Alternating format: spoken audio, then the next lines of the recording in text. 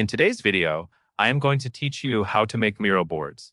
To begin, open your web browser and go to your Miro dashboard. This is the main home area where all of your boards and team spaces are organized. If you are part of more than one team, take a moment to confirm you are viewing the correct team workspace before you continue, since boards are saved inside the team you are currently in.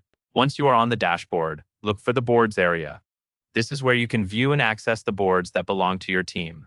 When you are in the Boards section, you will see your existing boards displayed, usually as tiles or a list. From here, select the board you want to work on and open it so you are inside the canvas. After the board loads, find the Highlight tool.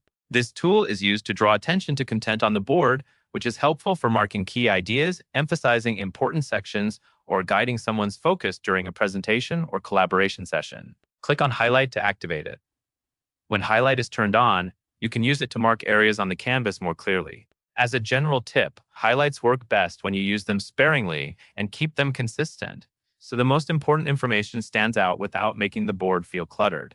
Next, locate the board title near the top of the board. If your board is new, it may be named something like Untitled. Click directly on that title. This puts the name into editing mode so you can rename the board.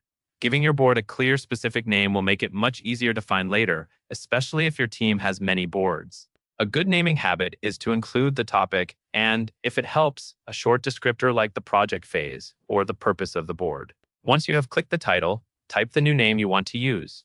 After you finish, click outside the title area to confirm the change. That covers everything you need to know.